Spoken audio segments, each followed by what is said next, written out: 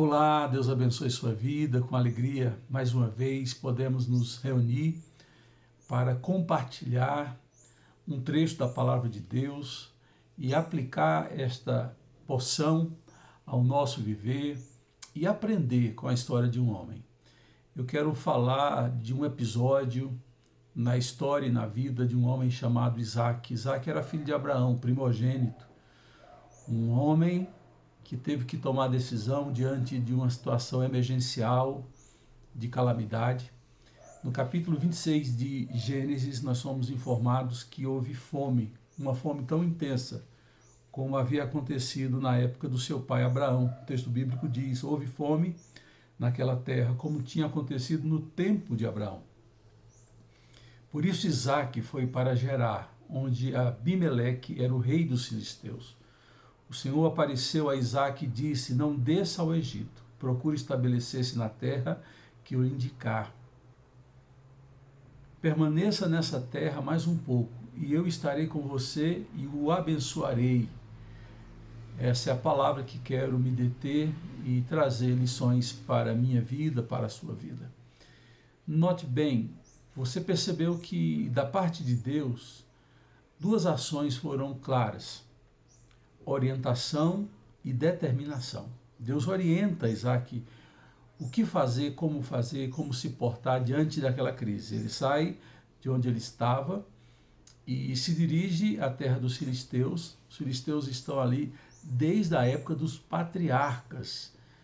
A gente ouve muito dos filisteus na época dos reis de Israel, Saul guerreando contra os filisteus, Davi guerreando contra os filisteus, mas aqui é antes da instalação do povo, quando eles retornam do Egito. É antes deles irem para o Egito com Jacó, os descendentes de Jacó, em um número de 70 pessoas, 75 pessoas, se dirigem para o Egito. E nesse momento da fome, momento em que a calamidade chega, a gente precisa tomar decisões. Mas Deus vai orientando a Isaac a tomar decisões. E se a gente orar e abrir os nossos ouvidos espirituais, a gente vai ouvir a orientação, a coordenação de Deus para que a gente tome decisões e faça a escolha certa na vida. Deus disse primeiro: não desça para o Egito. Não era tempo de descer para o Egito. O Egito era o polo mais desenvolvido daquela época. E de pronto, racionalmente, a nossa atitude seria: eu vou para um lugar desenvolvido, que tem todo o apoio, que tem gente, que tem auxílio. Mas Deus disse: não vá. E ele então vai para a terra dos filisteus, para Gerar, e Abimeleque era rei ali. E ele vai para um lugar talvez improvável, que ele não escolheria, mas ele recebe de Deus uma orientação. E quando Deus dá uma orientação, é sempre para o nosso bem, para a nossa preservação. Ele vai e Deus então dá uma ordem: permaneça aqui nessa terra mais um pouco. Eu estarei com você e o abençoarei. Deus dá uma ordem: permaneça. Deus é quem manda permanecer e quem manda sair. E aí surge a nossa parte nessa equação. Se Deus ele orienta e determina o que devemos fazer, cabe a nós obedecer. E aí nós nos deparamos com uma parte mais difícil, que entra em confronto com a nossa natureza humana, com as nossas vontades. Obedecer a Deus é o ato da submissão da minha vontade. Eu me submeto a uma vontade externa, a vontade de Deus. E nego, sublimo, faço calar a minha própria vontade.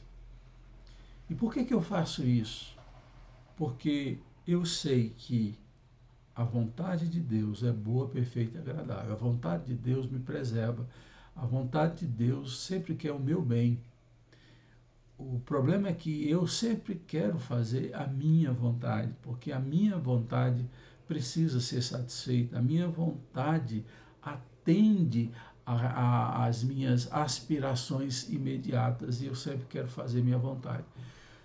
Quando eu estou sintonizado com Deus, eu sou capaz de abrir mão da minha vontade para fazer a vontade de Deus. Quando a minha vontade se choca, se contrapõe, é antagônica à vontade de Deus, e o meu coração teimoso, obstinado, resolve se opor à vontade de Deus, o que é que acontece? Eu faço a minha vontade em detrimento da vontade de Deus. E normalmente eu colho as consequências de ter escolhido a minha vontade, que não era boa, nem perfeita, nem agradável, mas que atendia às minhas aspirações e aos meus desejos malignos e muitas vezes carnais.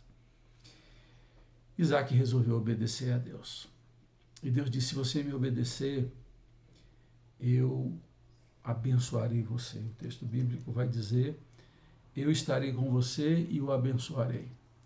Muitas vezes na vida da gente, a gente tem que tomar uma decisão de fazer a vontade de Deus e saber que Ele estará comigo e me abençoará, ou fazer a minha vontade e não ter a presença nem a bênção de Deus. É isso que a gente tem que escolher no dia a dia. Que Deus nos ajude e abençoe. Fique com Ele hoje e sempre.